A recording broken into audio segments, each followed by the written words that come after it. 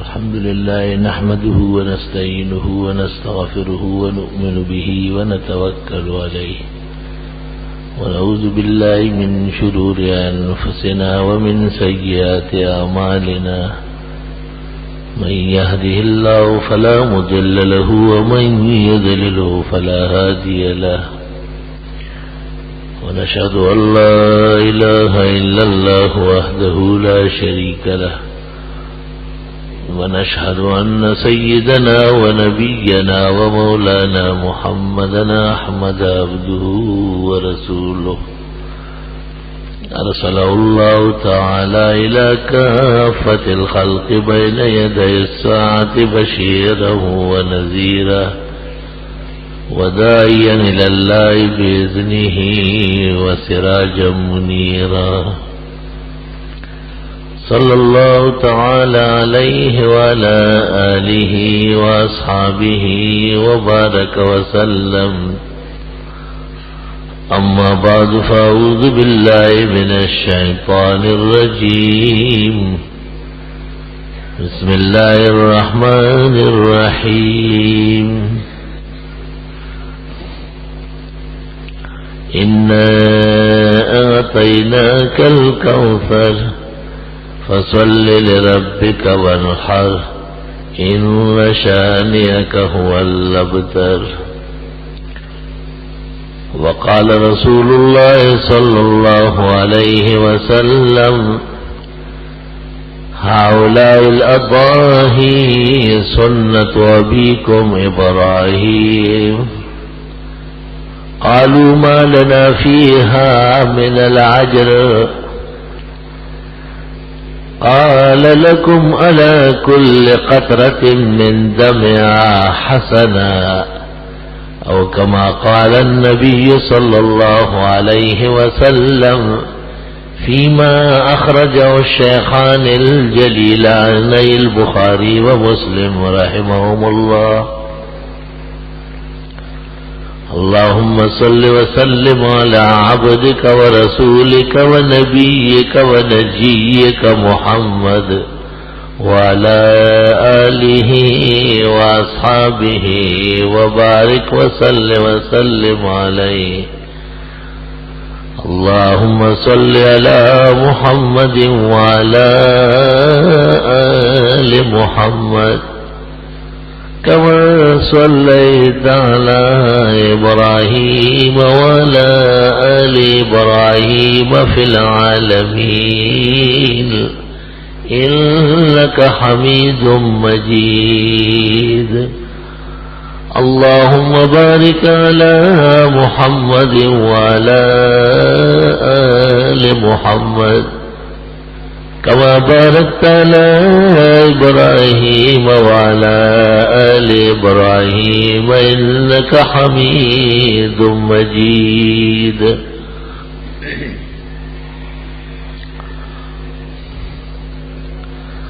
دو عبادات جو مومن کے ذمے ان ایام میں اہم مہم ہیں،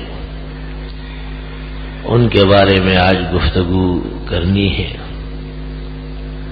ایک فریضہ حج ہے اور دوسرا نسک ہے، قربانی ہے.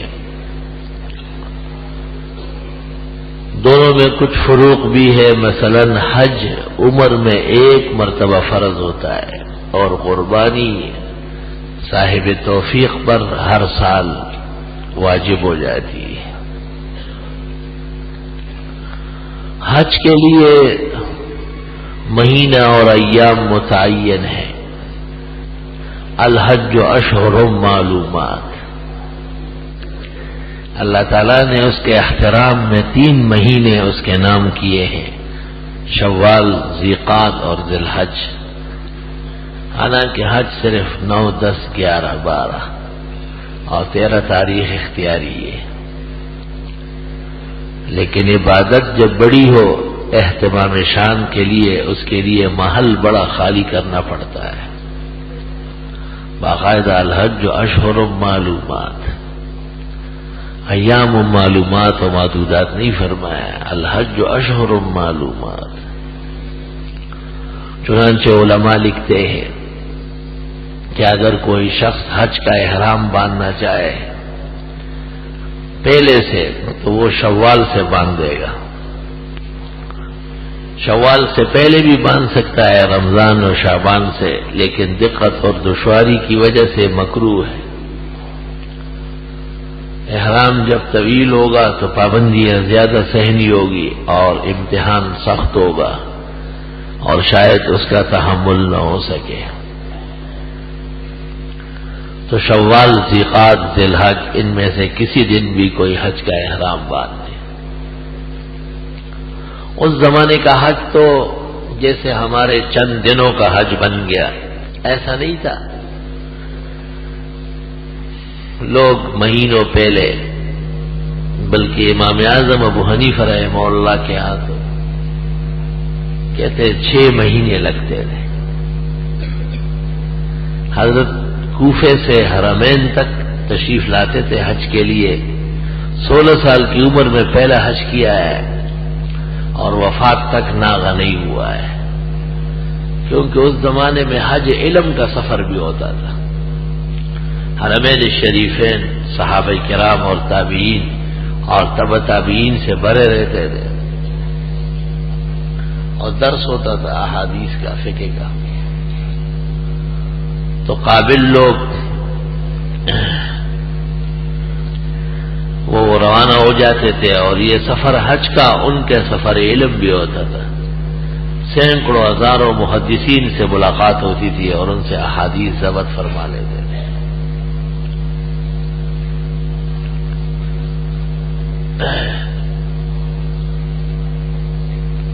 ایک محدث کا نام آتا ہے حدیث کی کتابوں میں. 110 سال ان کی عمر تھی اور انہوں نے اعلان کر لیا کہ مجھے اس سال حج کرنا ہے. تو کہتے ہیں اس زمانے میں 23,000 محدثین جن کو حج نہیں کرنا تھا ان کی وجہ سے شامل ہو گئے. مختلف ملکوں میں اعلان ہو گیا ہے کیونکہ متقی اور پرہیزگار تھے بہت، تو لوگوں نے چاہا کہ ان کے ساتھ حج کر لیں. اور صالحین اور نیک لوگوں کی صحبت بہت قیمتی ہے، کائنات کے اندر اس کے برابر کوئی چیز نہیں. تو امام ابو حنیفہ رحمۃ اللہ علیہ نے 16 سال کی عمر میں پہلا حج کیا ہے. 15 سال میں آدمی بالغ ہو جاتا ہے، فتویٰ اس پر ہے. اور 16ویں سال میں حضرت حج میں تھے اور 96 میں پہلا حج کیا ہے اور 150 ہجری میں فوت ہوئے. اس درمیان میں کوئی ناغہ نہیں ہوا ہے. پورے حج ہی حج ہے، 50 یا 55 حج آتے ہیں.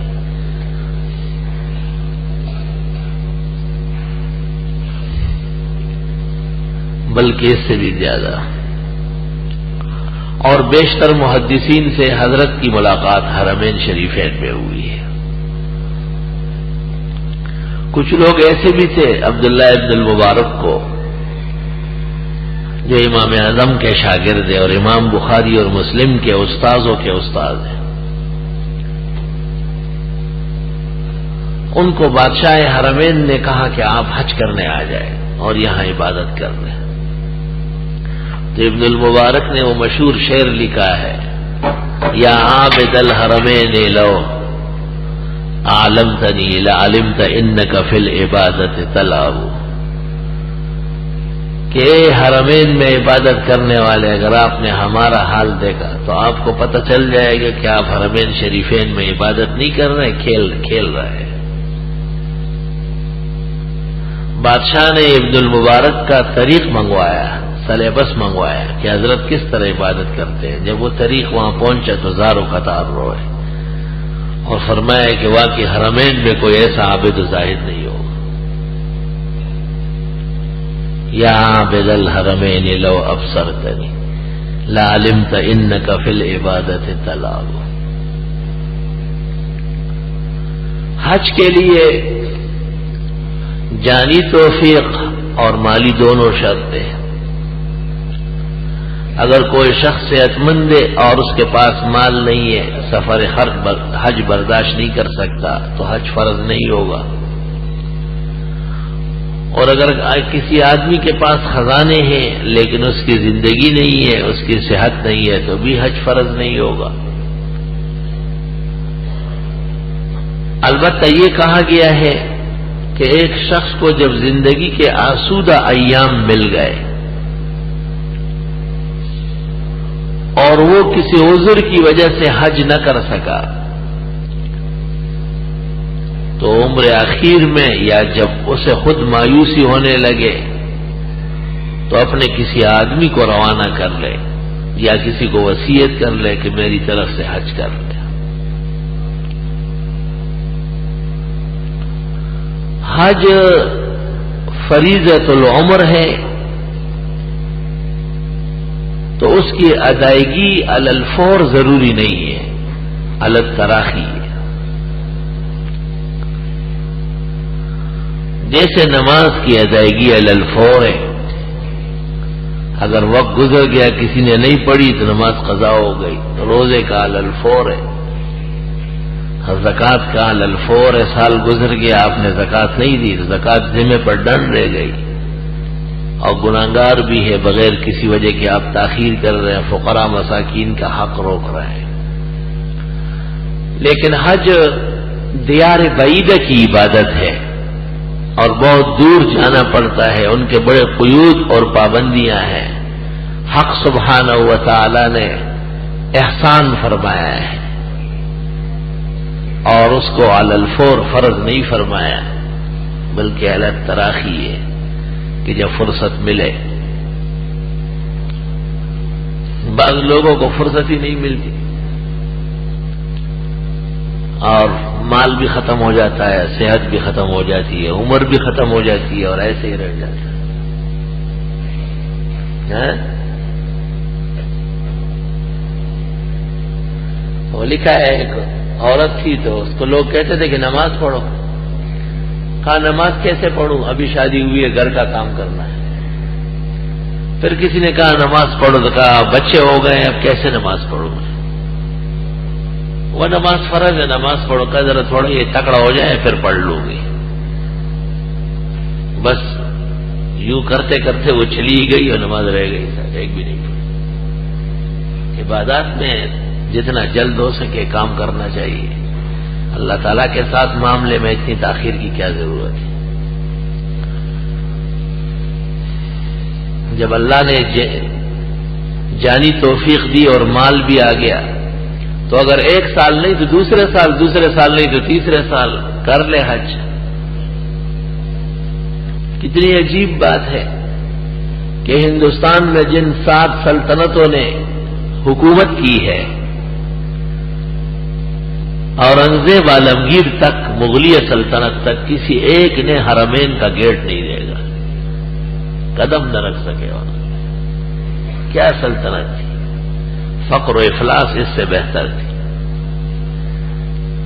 ہندوستان کے حالات، مسلمانوں کی پریشانیاں اور صدمے اور ان کی تبلیغی سرگرمیاں اور قربانیاں سر آنکھوں پر، ہم ان کے بیشباہ خدمات سے ناواقف نہیں ہیں، لیکن حج تو فرض ہو چکا تھا، کرنا ضروری تھا۔ اب مورخ جب ان کی تمام خدمات لکھتا ہے تو ساتھ یہ بھی لکھتا ہے کہ حج فرض نہیں کر سکے۔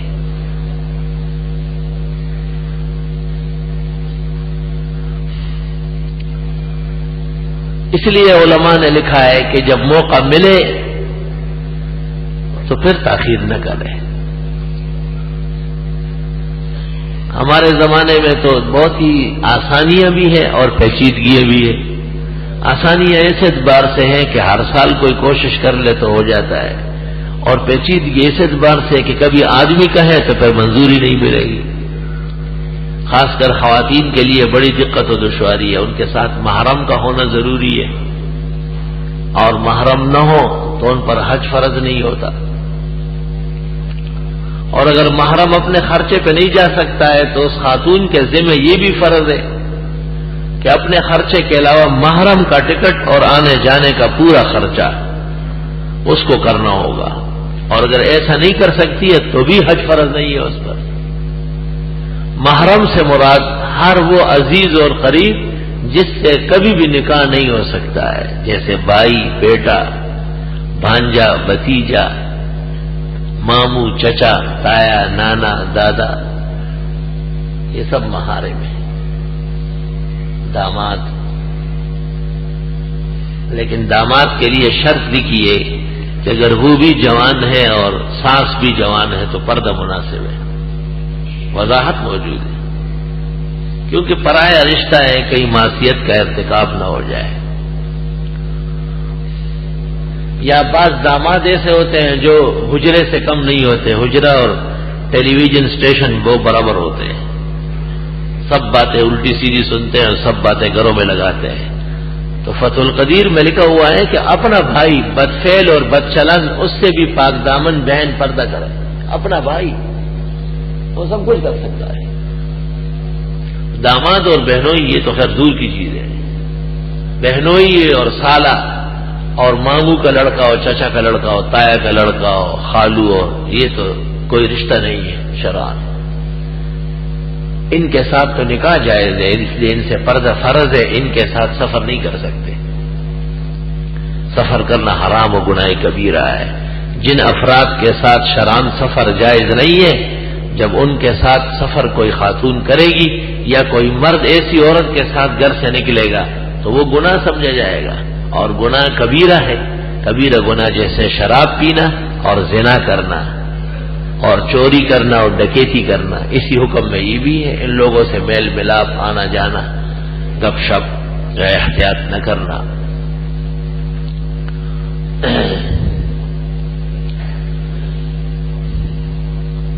خاتون کا مسئلہ بہت زیادہ پیچیدہ ہے کہ اس کے ساتھ اپنا محرم ہو، اور کتابوں میں ایک عجیب مسئلہ لکھا ہے کہ ایک خاوند ہے لیکن بے احتیاط خاوند ہے،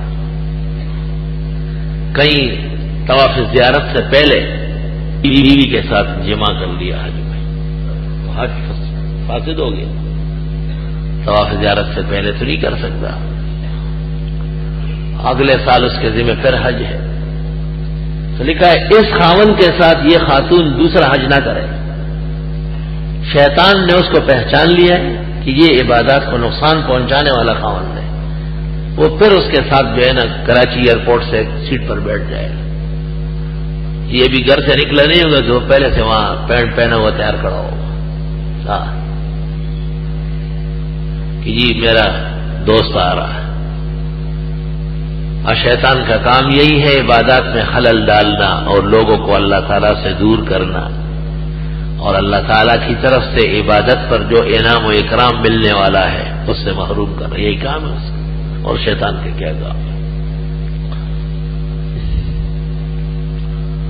جو لوگ حج کرتے ہیں ان کو بھی احتیاط کرنا چاہیے۔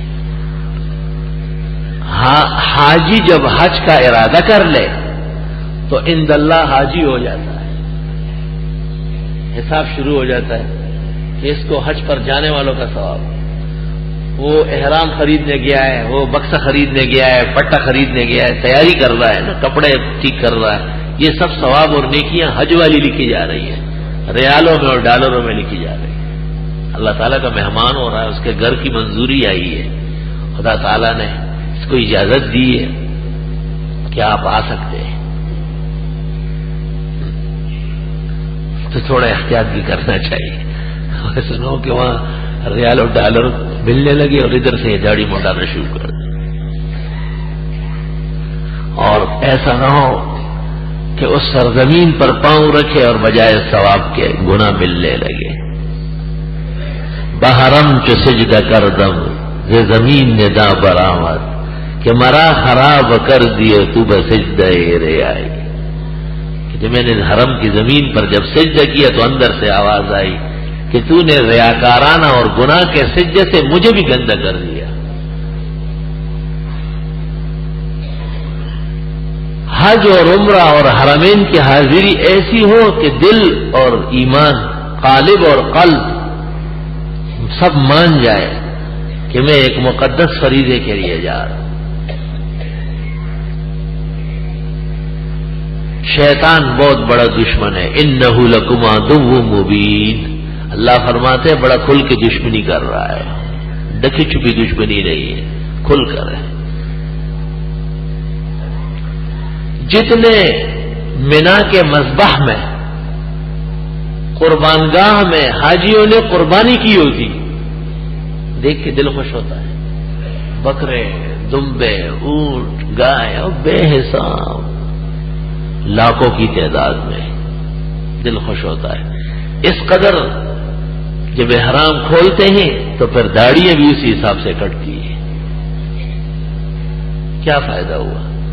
جیسے ایک شخص نے بہت بیش بہا نعمتیں کھائی, آب حیات کھایا, زمزم پیا, حوض کوثر کا پانی پیا, اور بڑی بہترین ایمان کی حلاوت اور برکت سے بھری ہوئی چیزیں اس نے کھائی, اور اخیر میں حلق میں انگلیاں دے دی اور سارا طے کر لی, پھینک دیا نیچے. کیا احترام ہوا؟ کوئی فائدہ نہیں ہوا.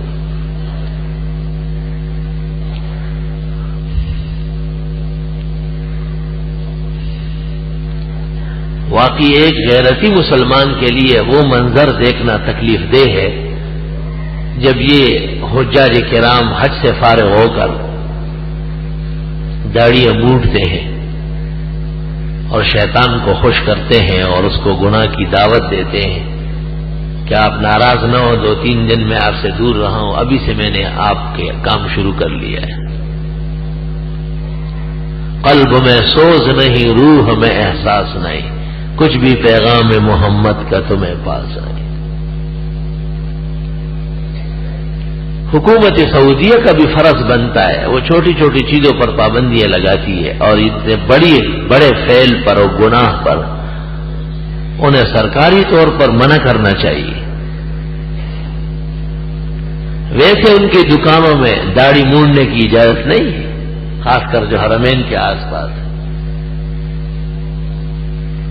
حکومتوں کو بھی علماء کے زیر اثر ہونا ضروری ہے تاکہ ان کا ایمان صحیح ہو اور کردار صحیح ہو, ورنہ ان میں بغاوت آ جاتی ہے. ایک تو یہ منظر بہت افسوسناک ہے. دوسرے, حجاج جب وہاں سے روانہ ہوتے ہیں تو 100 میں 5 یا 10 ایسے ہوتے ہیں جو واقعی حاجی ہوتے ہیں, اور باقی سب کے سب مزاجی بن چکے ہوتے ہیں. بس مزاجی صاحب آ رہا ہے. یعنی آپ اندازہ لگائیں, ایک شخص مجھے کہہ رہا ہے میرا 13واں حج ہے, اور مجھے کہتا ہے میں نے ٹیلی ویژن یا VCR کوئی چیز خریدی ہے اور وزن بہت زیادہ ہے, وہ آپ کے سامان میں شامل کر لوں. میں نے اس کو کہا کہ یہ کام تو ہمارے پاکستان کے لوگ جب وہاں کرتے ہیں تو بھی گناہ سمجھ کے کرتے ہیں, شوق سے نہیں کرتے. گناہگار مسلمان کو بھی پتا ہے کہ یہ کام کرنے کا نہیں, غلط ہو رہا ہے. تو تم یہاں توبے کے لیے آئے تھے, استغفار کے لیے, اللہ تعالیٰ کو راضی کرنے کے لیے, یہاں بھی آپ کا دل سخت ہے. یہ تو بہت خراب معاملہ ہو گیا. استغفر اللہ. اور اس قسم کی اور بھی بہت بے احتیاطیاں ہو رہی, بہت زیادہ بے احتیاطی. وہاں سے آنے کے بعد حکم یہ ہے کہ حج یا عمرے میں جو بہترین حالات پیش آئے ہیں وہ بیان کر لیں, اور جو تکلیف کے مرحلے پیش آئے ہیں یا کچھ روک ٹوک ہو جاتی ہے سفر ہے, کسی میزبان کے گھر پر جب مہمانوں کی بھیڑ ہو جاتی ہے, کسی کو پلیٹ دیر سے ملتی ہے اور کسی کو کرسی ذرا ٹیڑھی مل جاتی ہے اور کسی کو کھانا ذرا ٹھنڈا, کسی کو گرم, ایسا ہوتا ہے. بادشاہوں کے دربار میں بھی تو کبھی کبھی رش کی وجہ سے اور دکم فیل کی وجہ سے فرق آ جاتا ہے, دیر سویر گھروں میں بھی ہوتا ہے. یہ باتیں مردانہ کام نہیں ہے کہ آپ حرمین شریفین اور وہاں کے نظم و نسق کے خلاف باتیں شروع کر لیں. انہوں نے بہترین تعمیرات کی, بڑی سہولتیں پیدا کی, اور روڈوں کے جال بچھائے, نئی گاڑیاں چلائی, اور حجاج کو سہولتیں پہنچانے کا وہ نظام بنایا. اللہ ان کو دونوں جہانوں میں جزائے خیر عطا فرمائے. واقعی لائق حکومت ایسی ہوتی ہے جیسے وہ کر رہی ہے. لیکن بہرحال 15ویں صدی ہے, اور کہ ایسا ہو سکتا ہے لاکھوں کی تعداد میں ہمارے احباب جمع ہوتے ہیں اور مجمع عام ہوتا ہے اور ازدحام ہوتا ہے, اگر کسی کی تکلیف ہو جائے یا زحمت پہنچے تو معاف کر دینا چاہیے، اس کا ذکر نہیں کرنا چاہیے۔ اپنے گھر کو کوئی بدنام کرتا ہے، وہ تو اللہ کا گھر ہے، اور وہ اللہ کے گھر کے چوکیدار ہے، نگہبان ہے، وہی محترم ہے۔ میں لاٹھی لے کے طواف کرتا تھا تو مجھے ایک نے کہا شیخ هذا لا يجوز۔ میں نے اس کو کہا ہاں حضرت صلی اللہ علیہ وسلم نے طواف کے اندر لاٹھی رکھی، اس نے اس کے بعد مجھے کہا شیخ علیہ سکین، سکین آپ کی لاٹھی میں چھری ہے، وہ جو نوک نکلا ہوا تھا نا، دیکھو کیسی بہترین بات کہی۔ میں فوراً طواف سے فارغ ہو کے باہر گیا اور اسے کٹوایا۔ یہ ان کا کام ہے کہ وہ لوگوں کو ایسی چیزیں نہیں اٹھانے دے کہ رش ہو جاتا ہے یا کسی کو نوک لگ جائے گا، میرے لیے تکلیف ہے۔ احترام کرنا چاہیے انتظام کا، وفادار لوگ انتظام کا احترام کرتے ہیں۔ اللہ، اور پھر نمازوں میں، طواف میں، منا اور مزدلفہ اور عرفات میں دھوم دیکھی ہے تیرے گھر پہ جو بےتاب ہوگی، دھوم ہے۔ اسی طرح ایک منظر قیامت کے دن کا ہوگا، وہ بہت بڑا ہوگا۔ اللہ اس کے لیے بندوں کو تیار کرا رہا ہے کہ جیسے آج اتنی دقت اور دشواری سے چل رہے ہیں، بڑے بڑے بادشاہ بھی چل رہے ہیں، فقیر بھی چل رہے ہیں، اس طرح ایک دن ہوگا قیامت کا۔ اور جیسے آج آپ احرام پہنے ہوئے ہیں، ایک چادر سفید نیچے اور ایک اوپر، اس طرح قبر سے آپ نکلے ہوئے ہوں گے اور کوئی کپڑا جسم پر نہیں ہوگا ہی نہیں۔ وہ جو دو کپڑے وہ تو ختم ہو چکے ہوں گے، کفن ختم ہو چکا ہوگا۔ ام المومنین عائشہ صدیقہ رضی اللہ تعالی عنہا نے جب یہ حدیث سنی تو حضرت صلی اللہ علیہ وسلم کی خدمت میں درخواست کی کہ حضرت یہ تو بہت تکلیف کی بات ہے، لوگ ایک دوسرے کو دیکھیں گے۔ آپ نے فرمایا یا عائشہ ان اليوم اشد من ذلك، وہاں عائشہ بہت تکلیف کا دن ہوگا، کوئی دیکھ نہیں سکے گا، اپنے آپ کی خبر نہیں ہوگی، لوگوں کو کون دیکھے۔ عائشہ دن بہت سخت ہوگا قیامت کا، دیکھنے کا موقع نہیں ملے گا کسی کو۔ اللہ تعالیٰ اپنے فضل سے آسان فرمائے اور وہاں عزت ہماری فرمائے اور ہمیں اپنے فضل و احسان سے بہت آسانی سے جنت الفردوس پہنچا دے، اور حضرت صلی اللہ علیہ وسلم کی شفاعت اور ان کے دست اقدس سے حوض کوثر کا پانی نصیب فرمائے۔ تو حرمین شریفین میں رہنے کے بھی آداب ہے، جانے کے بھی آداب، اور وہاں سے واپس آنے کے بھی آداب، کہ وہاں سے توحید کا عقیدہ لے کر کے آئے اور سنت لے کر کے آئے۔ ایسا نہیں کہ حج سے واپس آ جائے اور پھر درباروں کی حاضری لگائے، ایسا نہ ہو کہ وہاں سے واپس آئے اور پھر بدعت کرے اور برسیاں منائے اور میلادیں کرے اور کنڈے منائے اور مختلف جمعراتیں اور تیجوں، 11ویں اور 20واں، 40واں چیلم ابھی تک بدعت چل رہی ہو۔ اللہ اس لیے فرماتے ہیں فَاجْتَنِبُوا الرِّجْسَ مِنَ الْأَوْثَانِ وَاجْتَنِبُوا قَوْلَ الزُّورِ، گندگی بھی چھوڑ دو اور جھوٹ بولنا بھی چھوڑو۔ بدعت گند ہے، شرک گند ہے، اسے چھوڑو، اور جھوٹ بولنا بھی چھوڑ دو۔ او فلاں دستگیر، اور فلاں غوث اعظم، غوث پاک، ما انزل اللہ بها من سلطان۔ آئی قرآن قربان جاؤ، کیسے چھرا چلاتا ہے۔ ان ہی الا اسماء سمیتموها انتم وآباؤکم، نہیں ہے یہ مگر نام ہے جو تم نے اور تمہارے جیسے بے دین بڑوں نے رکھے ہیں۔ ما انزل اللہ بها من سلطان، اللہ نے اس بارے میں کوئی دلیل نہیں اتاری کہ وہ دستگیر، وہ داتا، وہ مرادیں پورا کرنے والا، وہ مشکلات حل کرنے والا۔ ما انزل اللہ بها من سلطان، اللہ نے ایسی کوئی دلیل نازل نہیں فرمائی. بے دلیل تہمت خدا کے ہوتے ہوئے کیوں لگاتے ہو؟ اب قرآن کیا کہتے ہیں؟ وَاذْكُرْ فِي الْكِتَابِ إِبْرَاهِيمَ إِنَّهُ كَانَ صِدِّيقًا نَبِيًّا. نبیوں کا ذکر. ابراہیم کو یاد کرو، اس کے آگے پیچھے غوث الاعظم اور قطب الاقطاب اور جو امام الزمان ایسا کوئی لفظ نہیں لگایا، یہ سب تم اپنی طرف سے لگا رہے ہو. وَاذْكُرْ فِي الْكِتَابِ إِسْمَاعِيلَ، یہ دیکھیں. وَاذْكُرْ عَبْدَنَا داؤد، ہمارے بندے کو یاد کرو داؤد. نعم العبد، کیسے پیارے تھے. انہ اواب، وہ سب کچھ ہم سے مانگنے والے تھے. صرف ایک اللہ سے مانگنے والے نبیوں کا ذکر قرآن کرتا ہے. وَأَيُّوبَ إِذْ نَادَىٰ رَبَّهُ أَنِّي مَسَّنِيَ الضُّرُّ وَأَنتَ أَرْحَمُ الرَّاحِمِينَ. ایک ایوب صابر کو یاد کرو، کیسی تکلیفیں اور پریشانی پیش آئی، اللہ کے سامنے رو رہے. خدایا مال ختم، اولاد مر گئی، جسم تباہ و برباد ہو رہا ہے، قسم قسم کی بیماریاں مسلط ہے. وَأَنْتَ أَرْحَمُ الرَّاحِمِينَ، ساری تکلیفیں دور کرنے والے اللہ صرف آپ ہے. نبی رو رہے ہیں کہ خدایا تکلیف آپ دور کرتے ہیں، اپنے تکلیف میں خود دور نہیں کر سکتا تو دوسروں کی تکلیفیں دور کرنے والے کہاں سے آئیں گے؟ اب قرآن پاک اس کا نتیجہ سناتا ہے. فَاسْتَجَبْنَا لَهُ، توحید کی دعا جب انہوں نے کی، ایک اللہ سے مانگا، ہم نے قبول کی.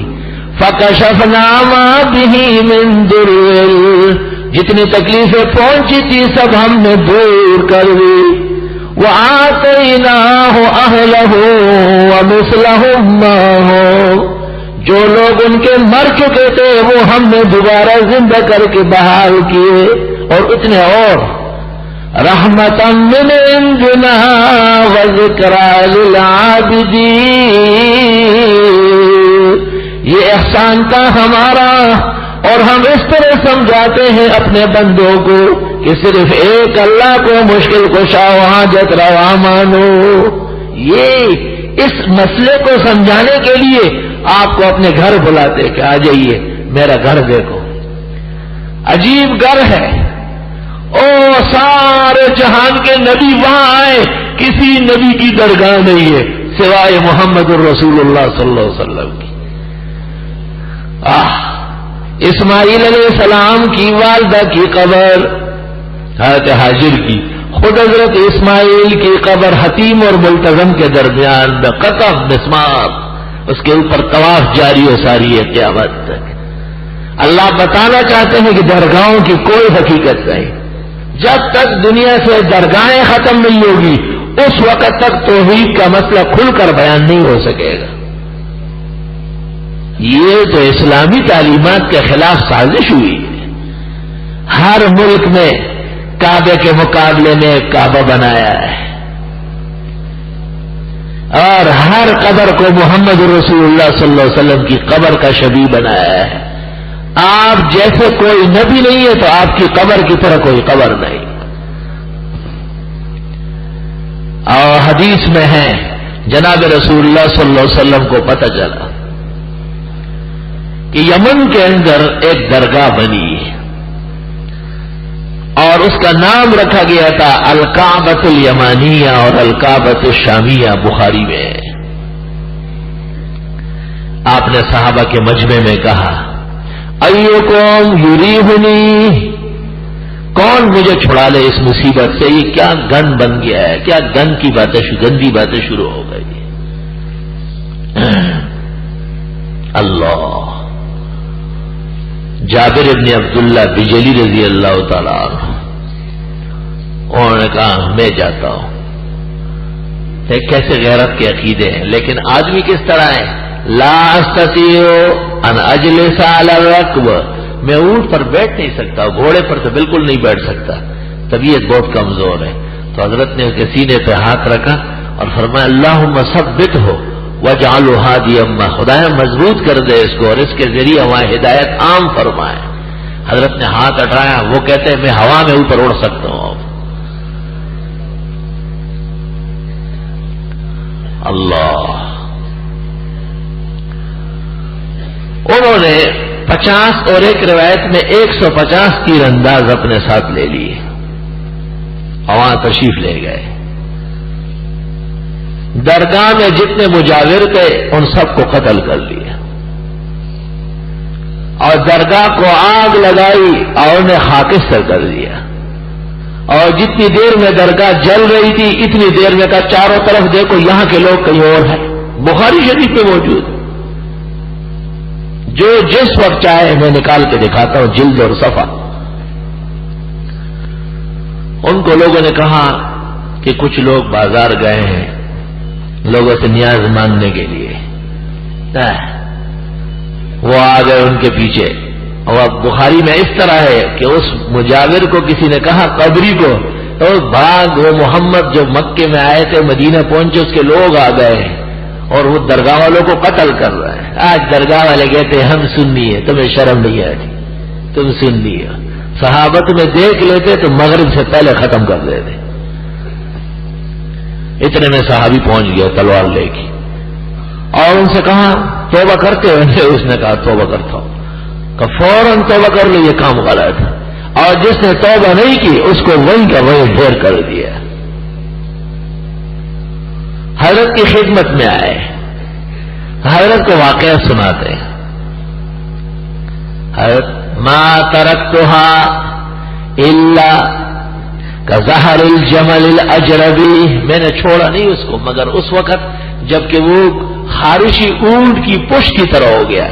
خارشی اونٹ کی پشت پر کوئی بال نہیں ہوتا، وہاں ایک بلاک اور اینٹ بھی نہیں چھوڑا، سب ختم۔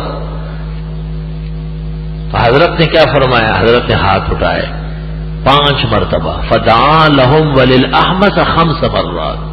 ذخیرۃ الحدیث میں محمد الرسول اللہ صلی اللہ علیہ وسلم کی زندگی میں کسی کے لیے ایک وقت میں ہاتھ اٹھا کر 5 دفعہ دعا فرمائی۔ میرا چیلنج ہے، کوئی اس واقعے کے علاوہ نہیں دکھا سکتے کیونکہ یہ کام مشکل بہت زیادہ ہے۔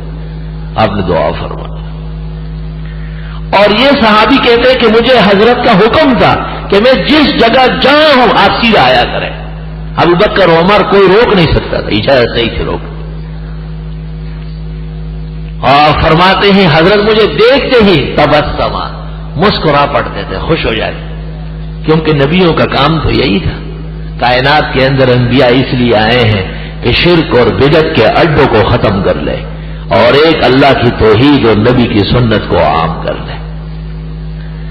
اس لیے رب العزت نے مومن کی زندگی میں ایک حج فرض فرمایا ہے کہ آؤ اور میرا گھر دیکھو۔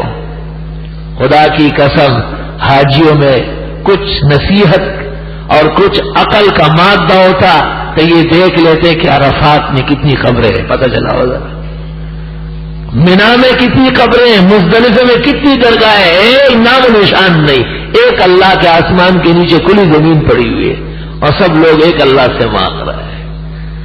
وَقَاتِلُوهُمْ حَتَّى لَا تَكُونَ فِتْنَةٌ وَيَكُونَ الدِّينُ كُلُّهُ لِلَّهِ۔ اس سرزمین کو اللہ نے ایک خداوند تعالی کی توحید کے لیے صاف ستھرا فرمایا ہے۔ یہ حج کر لیتے ہیں جی، حاجی صاحب آیا ہوا ہے، کس طرح حاجی صاحب ہے؟ حاجی صاحب دیکھنے کا ہے، عجائب گھر دیکھنے کی ضرورت نہیں، حاجی صاحب کو دیکھ لو جب واپس آ جائے۔ داڑھی منڈا چکا ہے اور گلے میں بہت سارے سیرے ہیں، جیسے اکھاڑے میں جنگی بیل نہیں ہوتا، شرانگت تکڑانگا شرانگت تکڑانگا، جنگی بیل ایئرپورٹ سے آ رہا ہے، گھر پہنچ رہا ہے۔ وہ تم نے یہ آیت نہیں پڑھی تھی وَاجْتَنِبُوا الرِّجْسَ مِنَ الْأَوْثَانِ، گندگی چھوڑو۔ ختم قرآن اور ختم بخاری کے بعد سیرے پہننا بدعت ہے۔ غیرتی لوگ شادی کے موقع پر بھی سیرے نہیں پہنتے، یہ کیا ہے؟ سیرے پہنتے ہیں، یہ حج سے واپسی پر اس کو بہت سارے پھیرے چاہیے اور لوگ لا لا کے اس کو ڈالتے ہی اکھاڑے میں داخل ہو رہے، گڑانگا تگڑانگا گڑانگا تگڑانگا، مزاجی آیا ہوا ہے۔ حاجی کے نام پر گیا تھا، مزاجی بن گیا ہے. کعبے سے کچھ حیا کرنا چاہیے اور رب کعبہ کی عظمت دلوں میں لے کے آئے. لإیلاف قریش، آیا ہے قرآن پاک کیا کہتے ہیں؟ لإیلاف قریش، قریش کو ہم نے محبوب بنایا تھا لوگوں کا. ایلافہم رحلۃ الشتاء والصیف، گرمی اور سردی میں آرام کا سفر کر دے. فرمایا او قریشیو، آج تم قرآن اور محمد صلی اللہ علیہ وسلم کا مقابلہ کرتے ہو، تمہیں شرم نہیں آتی؟ اس کعبے کی وجہ سے تم جس سرزمین پر پاؤں رکھتے تھے لوگ احترام کرتے تھے، تو اب کرے کیا؟ فَلْيَعْبُدُوا رَبَّ هَٰذَا الْبَيْتِ، بس عبادت کر لیں صرف اس گھر کے مالک کی. ہمارے استاد مولانا ادریس میروٹی کہتے تھے، امام جب نماز میں فَلْيَعْبُدُوا رَبَّ هَٰذَا الْبَيْتِ الَّذِي پڑھ لے تو فرمائے میرا جی چاہتا ہے کہ نماز توڑ کے چلا جاؤ، کہ اس جاہل کو آیتوں کا پتہ تک نہیں ہے. فَلْيَعْبُدُوا رَبَّ هَٰذَا الْبَيْتِ، اور عبادت کرو اس گھر کے مالک کی. اب سن لو، قریش سفر تجارت آرام سے کرتے تھے تو اللہ نے فرمایا میری عبادت کرو اور لوگوں کو چھوڑو. تو جو لوگ حج اور عمرہ احترام شکر خدا تعالیٰ کی خاص مہربانی سے راحت و تسکین کے ساتھ کر لے، ان پر فرض ہے کہ وہ صرف ایک اللہ کی عبادت کر لے. فَلْيَعْبُدُوا رَبَّ هَٰذَا الْبَيْتِ. اس کے فوائد کیا ہیں؟ پہلا فائدہ تو یہ کہ ایمان محفوظ ہو جائے، خدا تعالیٰ شرک کے بکھیڑے سے آپ کو نجات دے دے گا. اور دو فائدے قرآن نے ذکر کیے، الذی اطعمہم من جوع، یہ وہی اللہ تو ہے جو بھوک کے بدلے میں ان کو کھانا دیتا ہے. وآمنہم من خوف، اور ان کو امن دیا ہے خوف ختم کر کے. پوری دنیا کی زندگی کا دار و مدار دو باتوں پر ہے، ایک تو لوگوں کا معاش درست ہو اور لوگوں کے ہاں امن کا دور ہو، قیام امن ہو. اگر کوئی شخص پاکستان کے لوگوں سے پوچھے تو وہ دونوں باتوں کا جواب نفی میں دیں گے. مالداران محفوظ نہیں، ان کی عزت محفوظ نہیں، ان کے گھر محفوظ نہیں، ان کی دکانیں اور مارکیٹیں اور کارخانے محفوظ نہیں، کسی وقت بھی ان کے ساتھ کچھ ہو سکتا ہے. اور ساتھ راستے سے سفر کرنے والے وہ محفوظ ہیں، گاڑیاں روزانہ چھینی جاتی ہے اور گاڑیوں میں بیٹھے ہوئے معزز لوگ بے عزت کیے جاتے ہیں. قرآن کریم کی اس آیت سے پتہ چلا ہے کہ جس سرزمین پر ایک اللہ کی عبادت نہ ہو اور کسی اور کو حاجت روا و مشکل کشا سمجھا جاتا ہو، وہاں رزق کی بھی تنگی ہوگی اور وہاں امن بھی تہ و بالا ہوگا. رزق کی برکت اور عافیت کے لیے ضروری ہے کہ اخلاص توحید ہو، اور قیام امن کے لیے ضروری ہے کہ اللہ کی توحید اور جناب رسول اللہ صلی اللہ علیہ وسلم کی سنت پوری بالادستی کے ساتھ نافذ ہو. اور یہ تب ہوگا جب شرک اور بدعت پر پابندی لگ جائے. حج ایک سفر نہیں ہے کہ لوگوں نے سفر کر لیا، یہاں آ جاتے ہیں جی بس بلاوا آ گیا، بس بلاوا آ گیا. کہاں کا بلاوا آ گیا؟ جی وہاں کا. وہ بلاوا آ گیا آپ کو، پھر کیا کرو گے؟ توبہ کرنی ہے یا ویسے بلاوا آیا ہے؟ کہتے بس جی آپ دعا کریں. تو میں ان سے کہتا ہوں یہ اب تک جو گناہ میں ڈوبے ہوئے ہوں تو یہ کس کی بد دعا لگی تھی آپ کو کہ اب مجھ سے دعائے خیر کروا رہا ہے؟ بلاوا آیا ہے. بلاوے کا ذکر سن لو، حدیث کیا کہتی ہے. حدیث میں ہے کچھ لوگ گناہ نہیں چھوڑتے، توبہ نہیں کرتے، حرام سے باز نہیں آتے، حلال کا عزم و سفر نہیں کرتے، اور وہ آ کے طواف کرتے، لبیک اللہم لبیک، خدایا میں آ گیا تیرے گھر پر حاضر ہوا. تو جواب دیتا ہے لا لبیک ولا سعدیک بل حجک مردود علیک، نہ تو آیا ہے اور نہ تو صحیح انسان ہے، بلکہ تیرا حج بھی تیرے جیسے مردود ہے۔ یہ بلاوا آ گیا، بلاوا آیا تھا کہ آ جاؤ اور میرے گھر کے سامنے ذرا اپنا اعزازی نام سن لو ذرا۔ توبہ ضروری ہے گناہوں سے، اور عقیدہ درست کرنا فرض ہے، اور پیغمبر کی سنت اپنانا اور بدعت سے باز آنا یہ ضروری ہے، ورنہ ابو جہل بھی حج کر چکا تھا، عتبہ اور شیبہ اور ولید ابن مغیرہ بھی حج کر چکے ہیں، مورخین لکھ چکے ہیں، قرآن و سنت سے ثابت ہے۔ اللہ فرماتے ہیں وما كان صلاتهم عند البيت، دیکھو یہ بیت اللہ میں آ کے نماز بھی پڑھتے ہیں مشرک، پڑھتے ہیں الا مکاء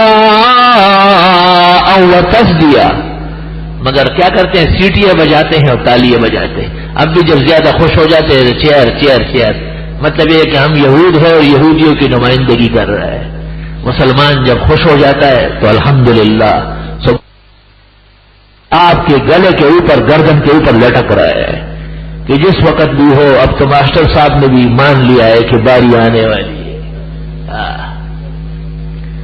جب کسی کا بیٹا کہیں مسلط ہو جائے تو باپ کا نمبر تو ایک نہ ایک دن آتا ہے، بیٹے کا فرض ہے کہ وہ باپ کے لیے راستہ بنائے، یقینی بات ہے۔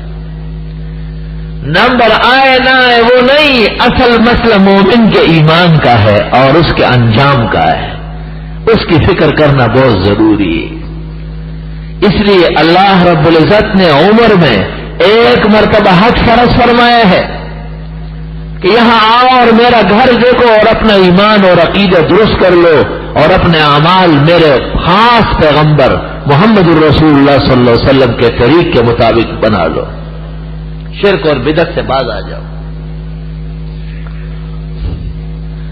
اور حج تو عمر میں ایک مرتبہ فرض ہے اور بڑی تکلیفوں سے جانا ہے، بڑی شرائط و آداب ہے۔ تو یہ قاعدہ ہے اسلام کا کہ بڑی عبادت کو کبھی کبھی چھوٹی عبادت کو اس کا قائم مقام کر دیتے کہ اگر وہاں نہ پہنچ سکے تو یہاں تو بھی 10 ذی الحج کو قربانی واجب وہ کر لو، کیونکہ حج کی فراغت اس وقت ہوتی ہے جب مومن قربانی کر لے۔ تو مناسک کی تکمیل قربانی پر ہے، قربانی وہاں بھی واجب ہے حاجی متمتع اور قارن پر، مفرد معاف ہے، کیوں مفرد مسافر سمجھا جاتا ہے۔ مفرد اس کو کہتے ہیں کہ وہ گھر بار سے انہی تاریخوں میں حج کی نیت کر کے چلا جائے اور عمرہ نہ کرے، حج سے فارغ ہو کے پھر عمرہ کر لے۔ اور جن لوگوں نے شوال ذیقعد میں کسی وقت عمرہ کیا ہو وہ متمتع ہے، لہذا فمن تمتع بالعمرۃ الی الحج فما استیسر من الہدی، جو حج تمتع یا قران کرے وہ قربانی کرنی پڑے گی۔ دنیا کے اور حصوں میں مسلمان پر بشرط توفیق جب وہ صاحب نصاب ہو، بلے مال نامی نہ ہو، جائیداد کی شکل میں ہو، زمینوں کی شکل میں ہو، پلاٹ کی شکل میں ہو، لوگوں کے اوپر قرض کی شکل میں ہو، گھریلو ساز و سامان کی شکل میں ہو، لیکن مال و دولت کسی شکل میں موجود ہے، تو ان پر 10 ذی الحج یا 11 یا 12 تک ایک حلال جانور، بکرا، مینڈا، اونٹ، گائے، بھینس یا بڑے جانوروں کا کوئی ایک حصہ قربانی کی نیت سے کرنا واجب ہو جاتا ہے۔ اگر ایک گھر میں کئی افراد ہیں لیکن کمانے والا ایک ہے اور صاحب نصاب ایک ہے تو قربانی ایک کا کی ہے، سب پر نہیں ہے۔ اور اگر گھر کے مختلف افراد مختلف اموال کے مالک ہیں اور وہ خود کمانے والے ہیں اور وہ پونجی رکھتے ہیں اور ان کے پاس مال کی آمد و رفت کے ذرائع موجود ہے تو ان پر علی کل فرد، ہر فرد پر قربانی واجب ہے۔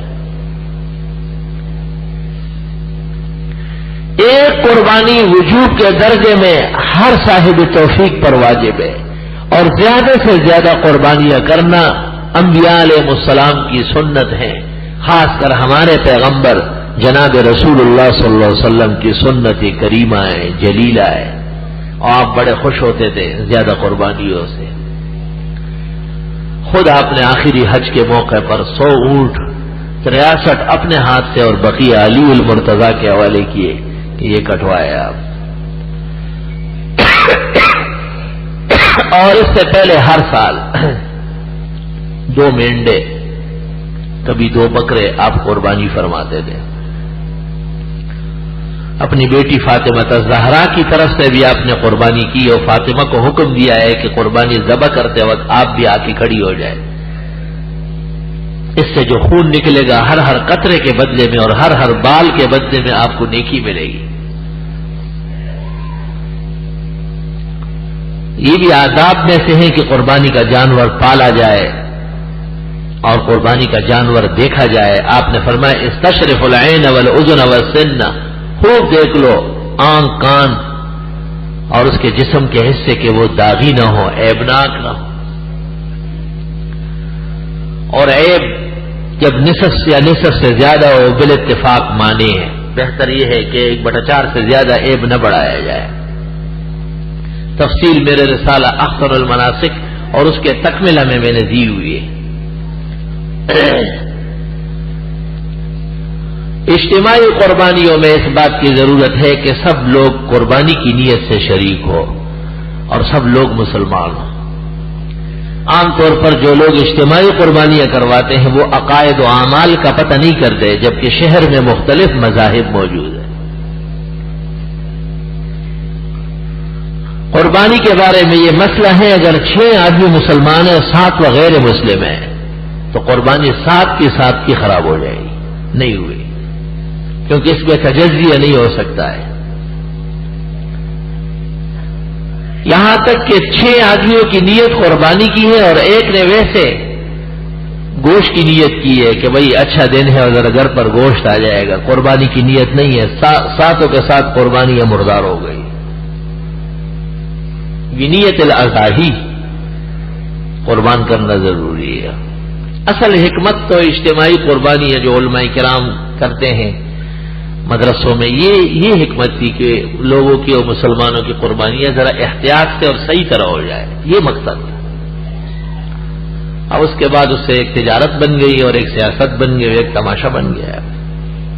ہمارے ویسے ایک مختصر سا چھوٹا سا یہاں کے نمازیوں کے اور ہمارے احباب کی سہولت کے لیے ہمارے دوست کرتے ہیں، کوشش کرتے ہیں کہ بہت صحیح کام ہو، میں خود بھی اس کی نگرانی کرتا ہوں الحمدللہ۔ لیکن قربانی کو عبادت سمجھے، جانور خریدنا، پیسے خرچ کرنا، جانور بنگلے پہ پالنا، اس کا گوبر، اس کا پیشاب چند دن وہاں دھوم دھام اس کا مچانا، حدیث میں ہے قیامت کے دن اس کا گوبر اور پیشاب بھی پالنے والے کے لیے نیکیوں کے پلڑے میں ڈال کر اس کی نیکیاں بڑھائی جائے گی۔ اس لیے ہمارے ایک ساتھی ہے، وہ مجھے کہتے ہیں میری طرف سے ہر سال 2 بھینسیں کٹوایا کرو تاکہ خوب گوبر ان کی ہو اور وہ میرے پلڑے میں ڈلے اور میرا کام بن جائے۔ بخاری شریف کی حدیث میں ہے کہ ان کا روس اور ان کا لیٹ اور ان کے تمام گنگیاں قربانی کا جانور ہے، اللہ کے ہاں ایک عبادت کی وجہ سے وہ مہمان ہے، اس لیے بغیر ضرورت کے اس پر سواری منع ہے، اسے مارنا پیٹنا منع ہے، اسے سختی کرنا منع ہے۔ افسوس یہاں کے لوگ چونکہ بہت شریف اور نیک ہے تو انہوں نے ایک روایت سنی ہے 2 دانت والا ہونا چاہیے، 2 دانت والا۔ تو ان دنوں میں تجار جانوروں کو لے جا کے اور اس کو لوہار کو کہہ دیتے ہیں کہ بھئی اس کے دانت توڑ دو، 6 دانت توڑ دیتے ہیں، 2 چھوڑ دیتے ہیں۔ شریعت میں یہ ہے کہ اس پر سوار نہ ہو، اسے مکہ نہ مارے، اسے سخت آواز نہ دے، اس کی سواری نہ کرے، اور ان کی وجہ سے اس کے 6 دانت شہید کر دیے گئے۔ تو وہ ہوتا ہے پورا پکا مکمل خواجہ ناظم الدین کے زمانے کا ہوتا ہے، لیکن اس کو دکھا لیتے کہ دیکھو 2 دانت دیکھے تھے، ماشاءاللہ 2 دانت والا مل گیا، اور وہ تو بہت آسان کام ہے ان کے لیے، 6 دانت نکال دیتے، اس کا 2 چھوڑ دیتے۔ اس لیے 2 دانت کا مسئلہ کتاب میں نہیں ہے، ثانوی لکھا ہوا ہے یعنی بکرا اور مینڈا 1 سال کا ہونا ضروری ہے. اور جب وہ 1 سال کا بتاتے ہیں اور لگتا بھی سال کا ہے تو اور تحقیق کی حاجت نہیں ہے، ہو گیا سال کا، قربانی صحیح ہے. مینڈا اور دمبا تو 6 مہینے کا بھی ہو اور لگتا سال بھر کا ہو تو اجازت آئی ہے، اس کی قربانی جائز. اور گائے اور بھینس اور اونٹ کے لیے 2 سال کی عمر شرط ہے. جب وہ 2 سال بتاتے ہیں اور شکل و صورت سے جانور 2 سالہ ہی لگتا ہے تو بس اتنا کافی ہے، اس میں مزید انکوائری کی کوئی ضرورت نہیں ہے. اتنی زیادہ کسی انسٹیٹیوٹ میں جانے کی بھی حاجت نہیں. بس جو لوگ جانور پالتے ہیں ان سے کہو یہ 2 سال کا ہوگا، وہ کہتے جی ہاں ہوگا، ٹھیک ہے بسم اللہ، ہو گیا. نسلیں چھوٹی بھی ہوتی ہے، بڑی بھی ہوتی ہے، زیادہ گوشت والے بھی، کم گوشت والے بھی. جب ایک جانور بنی ہے تو قربانی خرید لیا تو پھر اس میں شکوک و شبہات کی حاجت نہیں. اس لیے مرکز سے تعلق بہت ضروری ہے تاکہ لوگوں کے عقیدے اور عمل میں اور قربانیوں میں سختی، مضبوطی اور احتیاط کی بنیادیں قائم رہے. ذرا ذرا سی باتوں پر ادھر سے ادھر ہو جاتی.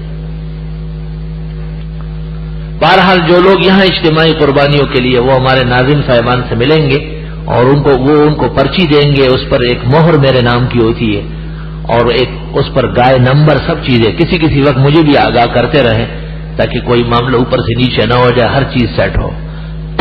اور جو لوگ خود کرتے ہیں وہ ایک افضل ترین معاملہ ہے. یہ ایام جو قربانی کے شروع ہونے والے ہیں، کہتے ایام ضیافت اللہ، ان ایام میں اللہ تعالیٰ اپنے بندوں کی مہمانی کرتا ہے. اس لیے احادیث مبارکہ میں ان ایام کے اندر عبادات کی بڑی تاکید آئی ہے، توبہ اور استغفار کی، خیرات و حسنات کی، اور بہت سارے وہ اعمال نیکی کے جن سے اللہ خوش ہوتا ہے. یہ مقبولیت کے اور تشرف کے ایام ہیں. مزید تفصیلات بھی انشاءاللہ تعالی آنے والے ایام میں کروں گا. وآخر دعوانا الحمدللہ.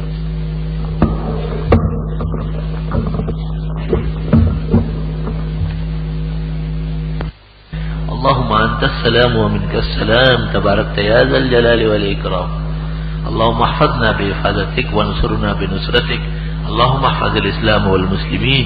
اللهم انصر الاسلام والمسلمين والمجاهدين. اللهم اهلك الكفرة. اللهم خذهم اخذ عزيز مقتدر.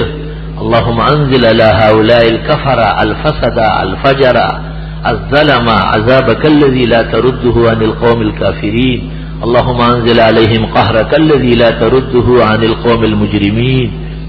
اللهم وفقنا لما تحب وترضى من القول والعمل وجميع ما تحب وترضى.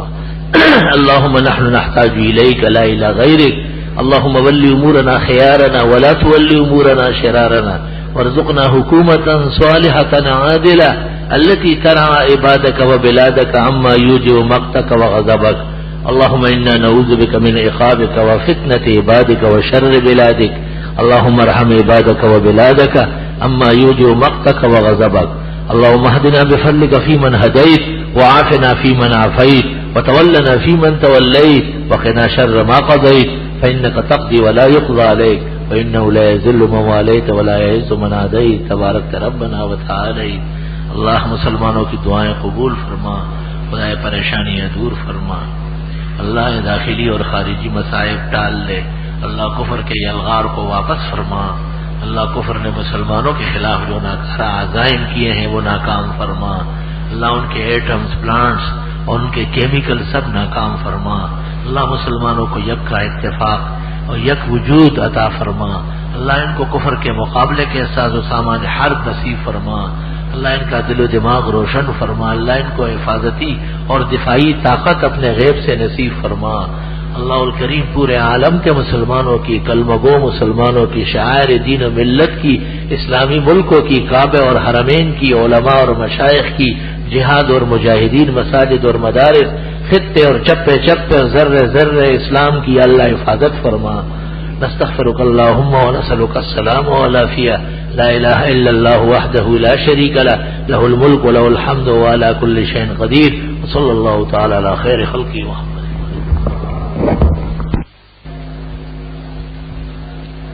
بسم اللہ الرحمن الرحیم. جو لوگ یہاں اجتماعی قربانی کریں گے وہ اپنے حصے بما پورے پتے ٹیلی فون نمبر تک کے جامعہ کے ناظم مولانا سہیل صاحب کے پاس یا جامعہ کے روح رواں ہمارے منصور بھائی کے پاس یا مزمل بھائی یا شیخ صاحب ان کے پاس جمع کر کے اور واپسی رسید ضرور لے جس پر گائے نمبر تاریخ سب کچھ درج ہوتی ہے اور نیچے اس فقیر و عاجز کی مہر لگی ہوگی. اگر آپ حصہ جمع کرا دیں اور دوسرے وقت میں وہ آپ کو پرچی دے تب بھی ٹھیک ہے، بس یہ کہ آپ اپنا حصہ درست رکھیں، وقتاً فوقتاً مجھے بھی آگاہ کرتے رہے تاکہ آپ کی قربانی درست طریقے سے صحیح طرح شایان نشان طریقے سے نبھائی جا سکے. بقیہ تفصیلی مسائل جو آج رہ گئے ہیں وہ اگلے جمعے کو انشاءاللہ تعالی بیان ہو جائے گا. ایک رسالہ ہمارا احسن المناسک قربانی کے مختصر احکام و مسائل وہ بھی ملنا شروع ہو جائے گا. اگر آج وہاں نہیں رکھا گیا چند دنوں بعد رکھ دیا جائے گا.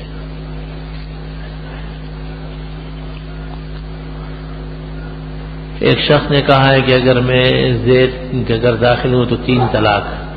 سوال یہ ہے کہ ابھی تک داخل نہیں ہوا، چاہتا ہے کہ داخل ہو، کوئی صورت بتا دے کہ گھر میں داخل ہو سکے اور طلاق بھی نہ ہو.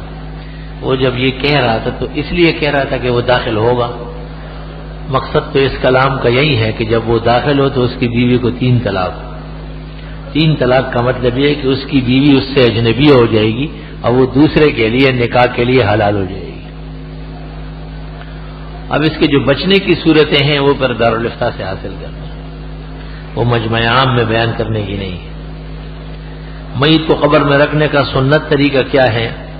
اکثر لوگ صرف چہرے قبلے کی طرف کرتے ہیں، تو چہرے قبلے کی طرف کرنے اور کیا کرنا ہے اس کے ساتھ؟ اور تو جو وہ کر چکا ہے خود ہی زندگی میں کر چکا ہوگا.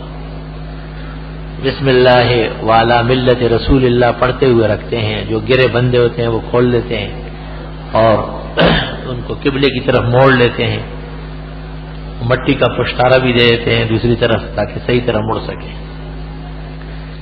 میں کوئی بھی کام کرنے کے لیے گھر سے نکلتا ہوں، چاہے وہ میں اپنے ذاتی کام ہو یا گھر والوں کا، وہ کبھی پورا نہیں ہوتا، ہمیشہ ناکام لوٹتا ہوں.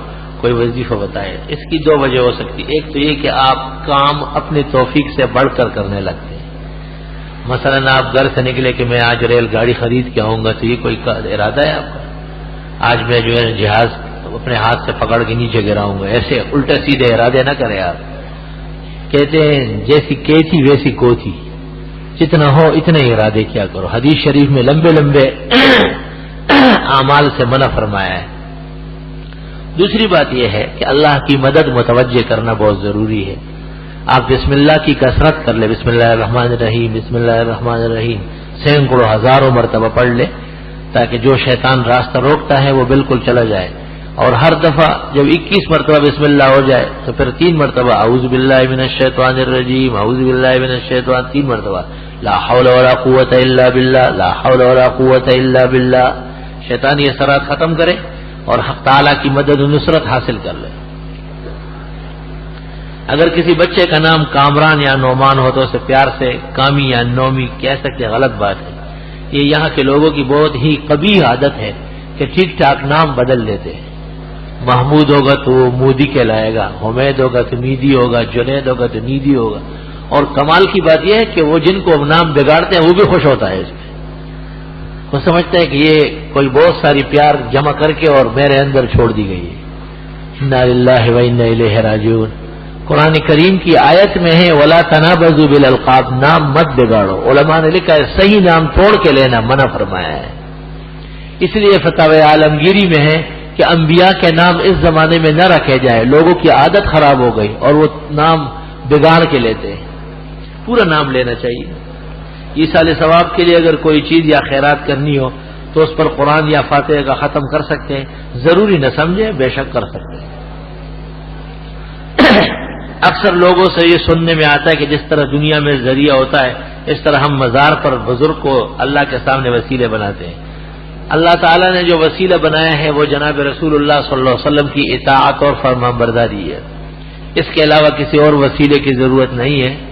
حق تعالیٰ کے نیک بندوں کا ذکر خیر اگر ہو جائے کہ اللہ آپ کے مقدس ہستیوں کے توسل سے یا فلاں بزرگ کے وسیلے سے میری مشکل آسان فرمائے، اس میں کوئی قباحت نہیں.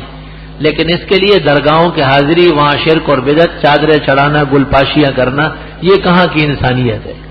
بزرگان دین کے وسیلے کے لیے قبر پر حاضری کی کیا ضرورت ہے؟ کیا یہ ٹھیک ہے کہ آیت الکرسی گرم یعنی جلالی ہے؟ کوئی آیت گرم یا ٹھنڈی نہیں، سب آیتیں اللہ تعالیٰ کی خیر و خوبی سے بری ہوئی ہے۔ پڑوسی شیعہ محرم کی نیاز کی کوئی چیز گھر بھیج دے، اول تو لینا نہیں چاہیے، اگر لے تو استعمال نہ کرے اسے۔ النکاح من سنتی، اس حدیث شریف کا راوی کون ہے؟ بہت سارے روایت ہے، صحیح حدیث ہے، کئی طرق سے مروی ہے، ابن حجر نے 17 طرق سے نقل کیا ہے۔ نوافل و سنتوں میں وہ صورت تلاوت کی جا سکتی ہے جن میں سجدہ تلاوت ہے، جی ہاں، اس زمانے میں ایسی صورت تلاوت کرنا جن میں سجدہ ہو سنت طریقہ ہے اور بہتر ہے، کیونکہ ائمہ نے اس مسئلے کو ختم کر دیا ہے، یہاں تک کہ جمعے کی فجر میں سورۃ الف لام میم سجدہ اور دہر تک کو چھوڑ چکے ہیں، حالانکہ حضرت زندگی بھر بغیر ناغے کے عمر بھر پڑھتے رہے۔ فرض نمازوں کے بعد ذکر اذکار کر سکتے ہیں، سنت کے بعد، سنتوں سے پہلے نہیں، ناپسندیدہ ہے۔ مولانا لدھیانوی نے یہ لکھا ہے، مولانا لدھیانوی نے یہ جو آپ نے لکھا ہے یہ صحیح نہیں لکھا ہے انہوں نے، اگر ایسا لکھا ہے تو مولانا نے غلط لکھا ہے، اور ایسے بہت سارے مسئلے ہیں جن میں وہ غلطی کرتے رہے۔ مولانا لدھیانوی کا یہ مطلب نہیں ہے کہ وہ کوئی مسلک کے امام ہے ہمارے، وہ ایک قابل قدر بزرگ ہستی ہے، بہت سارے مسائل میں ان سے غلطی ہوتی رہی ہے۔ حج کے سفر کے لیے کیا داماد یا بہو محرم میں شمار ہے؟ یعنی حج کے سفر میں ساس داماد کے ساتھ جا سکتی ہے، محرم ہے، نکاح کبھی بھی نہیں ہو سکتا، اور بہو اپنے سسر کے ساتھ جا سکتی ہے، نکاح کبھی نہیں ہو سکتا، لیکن وہ خطرات جو میں نے ممبر پر ذکر کیے ان سے بچنا ضروری ہے۔ صرف محمد نام رکھنا کیسا ہے؟ جائز ہے اور بہتر ہے۔ بچی نام ایمن ولد تنویر خاموش رہتی ہے اور مدرسہ جاتے ہوئے گھبراتی ہے، برائے مہربانی وظیفہ بتائے۔ نام تبدیل کر لو تو اچھا ہے، یمنا کر دو۔ اور اسکول جانا کوئی اتنا فرض واجب بھی تو نہیں ہے کہ آپ نے اس کی زندگی کا حصہ بنایا ہے، جب اسے گھبراہٹ ہوتی ہے اور تکلیف ہے تو آپ اسے تسلی دے کہ ابھی ضرورت نہیں ہے، کچھ مہینوں سال کے لیے چھوڑوا دیں، اس پر کون سی نجات و ہدایت موقوف ہے۔ کیونکہ میں نے ایک بچی کو اسی طرح دیکھا ہے، وہ گھبراتی ہوئی جاتی تھی اور ایک دن بے ہوش ہو کے آئی اور 17 سال بستر پر پڑی رہی، آخر کار مر گئی۔ بعض ماں باپ تعلیمی نگران نہیں ہوتے، قصاب اور قصائی ہوتے ہیں۔ وہ جمعے کی اذان بیان سے پہلے کیوں دی جاتی ہے؟ ہمارے ملک میں بیان سے پہلے دی جاتی ہے، یہی طریقہ ہے۔ کیوں کی ضرورت نہیں، یہی طریقہ ہے۔ کیوں کا نہ کوئی باپ ہے نہ اس کی ماں ہے۔ کوئی شخص ہمارے پیچھے نماز پڑھ رہا ہو تو ہم آگے سے اٹھ سکتے ہیں، جی آگے سے ایسے تھوڑا آگے چل کے جا سکتے ہیں۔ کہتے ہیں مغرب کے وقت میں بیت الخلاء میں جانا نہیں چاہیے، اور عورت اگر بال کھولے ہوئے ہو تو جن چھڑ جاتے ہیں، یہ سب لوگوں کی باتیں ہیں، کوئی شریعت نہیں ہے۔ کیا ہم کسی اپنی مغفرت کی دعا کے لیے کہہ سکتے ہیں؟ ہاں کہہ سکتے ہیں، مگر تنگ نہیں کریں۔ جیسے بعض لوگ کہہ رہے تھے میرے لیے خاص دعا کریں، بھائی خاص دعا میں اپنے لیے کروں گا یا آپ کے لیے کروں گا؟ ہاں آپ کے لیے خاص دعا کروں تو اپنے ماں باپ کے لیے کیوں نہ کروں؟ غلط باتیں کرتے ہیں۔ آداب یہ ہے کہ آپ کہیں کہ جب آپ کو موقع ملے اور کبھی یاد ہو تو مجھے بھی دعا میں یاد کر، یہ طریقہ ہے۔ جو کسی اور کو کہے مجھے خاص وقت میں، تو چاہیے کہ خاص لفافہ اس کے سامنے رکھ دے کہ یہ 50,000 روپے آپ کے لیے ہدیہ ہے، مجھے خاص وقت میں یاد رکھے۔ اور شیخ سعدی نے کہا ہے اگر یہ کہیں گے تو یہ بھاگنا شروع کر دیں گے۔ دیوبندی عالم کا بدعتی مسجد میں ان کی اصلاح کے لیے امامت جائز ہے؟ اصلاح کے لیے تو کفار کے ہاں مندر میں بھی جانا جائز ہے، لیکن وہاں ان کے رسوم نہیں کرے گا، دین پیش کرے گا۔ مفتی صاحب مغرب کے وقت گھر کی بتیاں جلا دینا، اس کو دین سمجھ کر مزدوری کرنا کیسا؟ یہ عقیدہ بھی ہو کہ اس وقت بزرگ بھی گزرتا ہے، یہ غلط طریقے، کفر کے عقیدے ہے۔ ہاں رات آ گئی ہے، اندھیرا چھا رہا ہے، اور اندھیرے میں قسم قسم کی بلائیں، بچھو سانپ نکلتے ہیں، اس لیے روشنی ہو تو مناسب ہے۔ پوچھنا یہ کہ اگر بوڑھی بچے کو دودھ پلائے تو رضاعت ثابت ہو جائے؟ بیل کھول، بوڑھی میں بھی ایک آدھ قطرہ آ ہی جائے گا۔ زیارت قبور کے لیے جائے تو وہاں ہاتھ اٹھا کر دعا کرے، طریقہ یہی ہے کہ زیارت القبور کے لیے جاتے وقت دعا کے لیے ہاتھ اٹھا سکتے ہیں، صحیح مسلم میں حضرت صلی اللہ علیہ وسلم سے ثابت ہے۔ البتہ درگاہوں پر اور مشہور مزارات پر ہاتھ نہ اٹھائے تاکہ یہ رسم ٹوٹ جائے کہ ان سے مانگا جاتا ہے۔ شرابی اور ایسے آدمی کے گھر میں چوری کرنے دین کا مخالفت جائز نہیں ہے، پھر بھی چور ہوگا۔ شرابی سے اگر شراب بھی آپ نے چوری کر لی تب بھی چور ہوگی۔ ایک آدمی اگر شادی کے لیے مکان بنانا چاہتا ہے، اس کے لیے رقم جمع کرتا ہے، اس پر قربانی واجب ہے؟ جی ہاں۔ کئی عرصے سے بے روزگار ہو، استغفار کی کثرت کر لو، اللہ تعالیٰ برکت دے دے گا۔ قرآن خوانی پر اجرت لینا کیسا ہے؟ بہتر ہے۔ مٹھائی قیمتی قسم کی ہو تو کھائے، اور گھٹیا ہو تو پھینک دے دور۔ جو صحیح طرح اکرام نہ کرے تو قرآن پڑھ کر کے پھر اپنے لیے بخش دے، ان کے لیے نہ بخشے، کیونکہ آپ نے ان کے گھر جا کے قرآن پڑھا اور وہ اب آپ کے بارے میں پوچھتے ہیں کہ ان کو کھانا کھلانا، پانی پلانا یہ جائز ہے یا نہیں۔ مطلب یہ کہ یہ کفار ہمارے گھر آئے ہیں، انا للہ و انا الیہ راجعون۔ کیا بدتمیزی کی حد ہو گئی ہے۔ شادی اور دیگر تقریبات میں عورت میک اپ کر سکتی ہے جہاں صرف عورتیں ہو، بس عورت بناؤ سنگار کر سکتی ہے، لیکن جو خاون کے لیے کرتی ہیں وہ عورتوں کے لیے نہ کرے۔ عورتوں کے لیے عورت بن کے جائے، دلہن بن کے نہ جائے کہ پرائی عورتوں کو دولہا سمجھ کے یہ ان کو پیش ہو رہی ہے۔ ختم خواجگان ثابت ہے، حضرت شیخ الحدیث نے آپ بیتی میں طریقہ لکھا ہے۔ کوئی ایسا وظیفہ بتایا کہ قرض ادا ہو جائے، کثرت سے استغفار، کثرت سے بے حساب استغفار پڑھو۔ اللہ قرآن میں فرماتے ہیں فَقُلْتُ اسْتَغْفِرُوا رَبَّكُمْ إِنَّهُ كَانَ غَفَّارًا يُرْسِلِ السَّمَاءَ عَلَيْكُمْ مِدْرَارًا وَيُمْدِدْكُمْ بِأَمْوَالٍ وَبَنِينَ وَيَجْعَلْ لَكُمْ جَنَّاتٍ وَيَجْعَلْ لَكُمْ أَنْهَارًا۔ باغات، چشمے، نہریں، روزی سب کی کثرت ہو جائے گی۔ جو شخص وفات پا گیا اور نماز اس کے ذمہ باقی ہے ان کا فدیہ ادا کر لیا جائے۔ ایک نماز کا اتنا ہی فدیہ ہے جتنا ایک فطرہ ہوتا ہے، اور وطر حنفیہ کے نزدیک مستقل نماز ہے، اس لیے یومیہ 6 نمازوں کا حساب دینا ہوگا۔ کیا نفلی روزے توڑنے کا کوئی کفارہ ہے؟ دوبارہ روزہ رکھا جائے گا۔ کیا پنجسورے کی کتاب کو بغیر وضو کے ہاتھ لگا سکتے ہیں؟ پنجسورے میں تو قرآن کریم کی صورتیں ہیں، قرآن کو اور قرآن کی صورت کو بغیر وضو کے ہاتھ لگانا ناجائز ہے، البتہ کسی کپڑے سے پکڑے۔ کیا وضو کرنے کے بعد منہ ہاتھ پہنچ سکتے ہیں؟ جائز ہے، بہتر نہ پہنچنا ہے۔ میری بیٹی کا نام زاریہ ہے، یہ صحیح ہے، زاریہ تو تضرع عاجزی کے معنی میں ہے، کوئی اور واضح نام رکھے تو اچھا ہے۔ بعد السلام عرض ہے کہ میں ایک طالب علم ہوں، میرا قوت حفظ سخت کمزور ہے۔ مولانا انور شاہ صاحب رحمۃ اللہ علیہ کے حالات پڑھے اور ان کو اور امام شافعی کو نفل پڑھ کے ثواب بخشے۔ میری نکاح کی بات چل رہی ہے، آسانی کے لیے دعا فرمائیں۔ بس جلدی ہاں کر لو، آسانی اور کیا ہے، نکاح میں کون سا ٹرین چلتے ہیں۔ گزارش یہ ہے کہ میری 2 بہنوں کا رشتہ نہیں ہوا ہے، بہت پریشانی ہے، لہذا کوئی وظیفہ۔ وہ لڑکا جس نے پہلے لکھا ہے وہ کثرت سے صبح و شام رب انی لما انزلت الی من خیر فقیر، رب انی لما انزلت الی من خیر فقیر پڑھا کرے، اور یہ جو باقاعدہ رشتے کی درخواست کی ہے یہ وہ نقش حاصل کرے جو یہاں سے ملتا ہے۔ میرے خاوند ماشاءاللہ موحدان عقیدے کے مالک ہے، بائی پاس کے بعد طبیعت میں بڑی سختی آ گئی، گالی گلوچ پر اتر آتے ہیں مگر بعد میں معافی مانگ لیتے ہیں۔ ان کی طبیعت کی درستی کے لیے کوئی آپ تنگ نہ کریں نا، انہیں بہتر تو یہ ساری تنگی تو آپ کی طرف سے کہ آپ پریشان کر رہی ہے، تو وہ اور کچھ نہیں کر سکتا ہے، تو وہی زبانی جمع خرچ چلا لیتا ہے۔ بس آپ ان کے وہ گالیوں کو پھول اور موتی ہیں سمجھے، انشاءاللہ آپ کو اجر ملے گا۔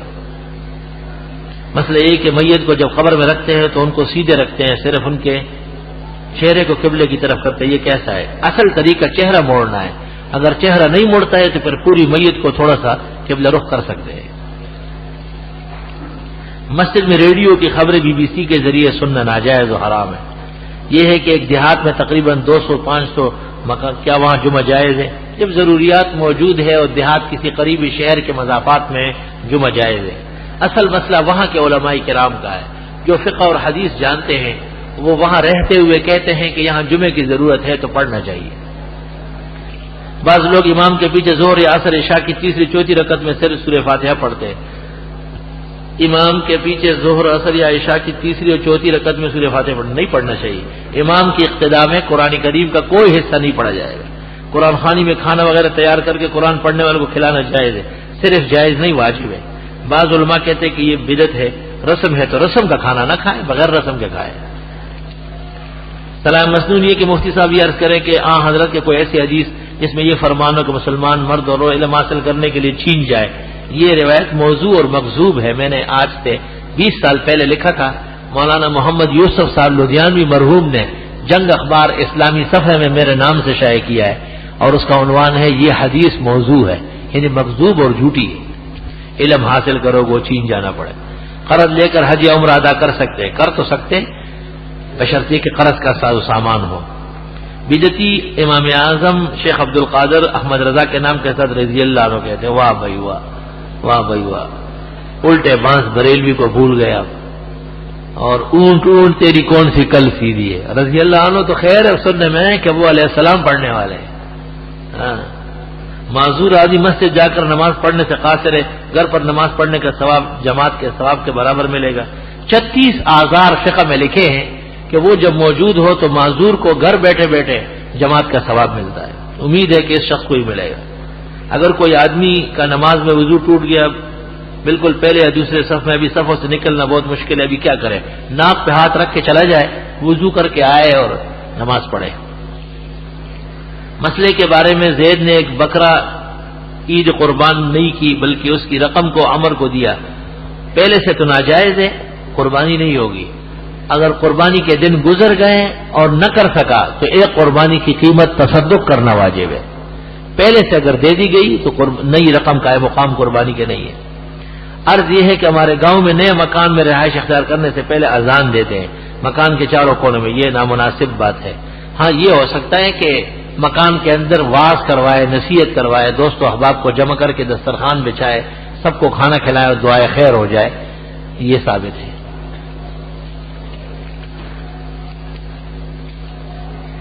اسلامی اخبار وغیرہ کو آگ میں جلانا کیسا جائز ہے؟ بوسیدہ اوراق کو آگ میں جلا سکتے ہیں۔ کیا کافر کو مسلمان کے قبرستان میں دفن کیا؟ نہیں، واپس نکالا جائے۔ اہل تشیع کو مسلمان کے قبرستان میں دفن کرنا غلط ہے، لیکن چل رہا ہے۔ ان کی قبریں مسلمانوں کے قبرستان میں موجود ہے، بالکل ہے، مسلمان ہو تب نہ۔ مسلمان آج ان سے نکاح کر رہے ہیں، ان کو مسلمان سمجھ رہے ہیں، آپ کہاں بیٹھے ہوئے ہیں؟ الحمدللہ رب العالمین، نستغفرک اللہم ونسألک السلام علی لا الہ الا اللہ وحدہ لا شریک لہ، لہ الملک و لہ الحمد وعلی کل شیء قدیر۔ جنہوں نے دعاؤں کے لیے کہا ہے اللہ ان کی دعا قبول فرمائے، جن کے بیمار ہے اللہ ان کو صحت شفا دے، جن کے رزق میں تنگی ہے اللہ ان کے لیے رزق کے خزانے متوجہ فرمائے، جن کے کاروبار میں الجھن و گھٹن ہے اللہ عزت و احترام کا انتہائی باوقار کاروبار نصیب فرمائے، جن کی اولاد نافرمان ہے اللہ انہیں مطیع و فرمان بردار بنائے، جن کے ہاں رشتوں کی دقت ہے اللہ عزت و صلاح کے رشتے عافیت و پاک دامنی کے ساتھ نصیب فرمائے، اور جن کی اور پریشانیاں ہیں انفرادی یا اجتماعی، دینی و دنیاوی، مالی اور بدنی، اللہ اپنے فضل و احسان سے ان کی مدد فرمائے۔ صلی اللہ تعالی